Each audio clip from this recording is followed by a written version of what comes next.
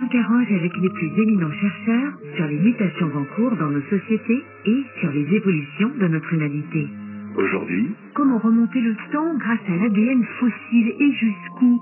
Pourquoi la paléogénétique bouleverse toutes nos idées reçues sur l'évolution et les migrations des sociétés humaines et animales? autour de la question. Caroline Lachowski, Du lundi au mercredi, à partir de 14h10 TU. RFI.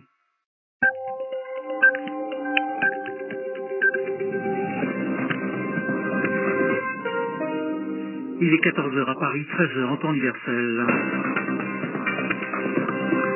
Edmond Sadaka. Bonjour à tous. La communauté internationale condamne de manière unanime le coup d'État en Birmanie. L'ex-dissidente et désormais dirigeante du pays Aung San Suu Kyi a été arrêtée par l'armée. Plusieurs généraux placés aux principaux postes du pouvoir. Le motif avancé par les militaires, des fraudes électorales énormes selon eux lors des législatives de novembre.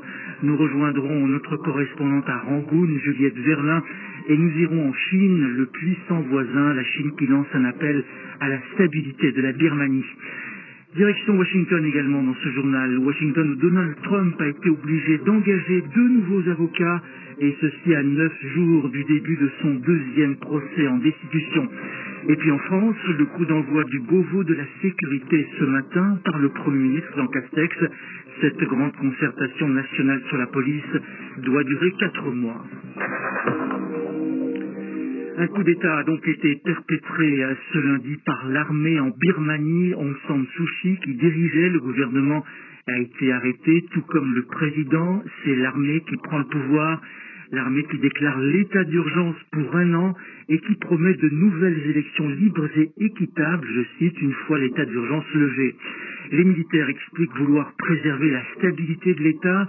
Ils accusent la commission électorale de ne pas avoir remédié aux énormes irrégularités qui, selon eux, ont marqué les législatives du mois de novembre, des élections qui avaient vu la victoire très large du parti d'Aung San Suu Kyi, la Ligue nationale pour la démocratie. Aung San Suu Kyi qui a aussitôt exhorté ses compatriotes à ne pas accepter ce putsch. À Rangoon, ce matin, la situation semblait calme. Écoutez notre correspondante Juliette Verlin.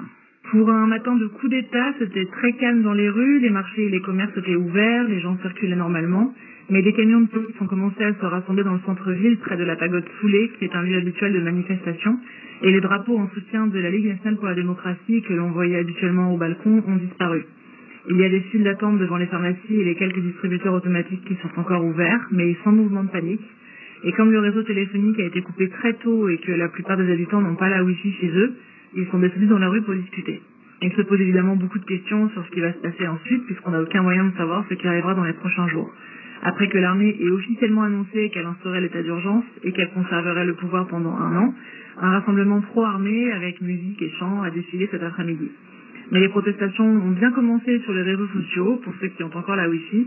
Les gens sont en colère et appellent la communauté internationale à réagir et les militaires à respecter le résultat du vote du 8 novembre. Juliette Verlin à Rangoon.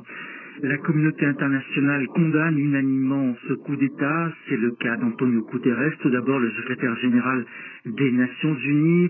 Les États-Unis, l'Australie ont rapidement réagi aussi. Washington dit son opposition à toute tentative de modifier le résultat des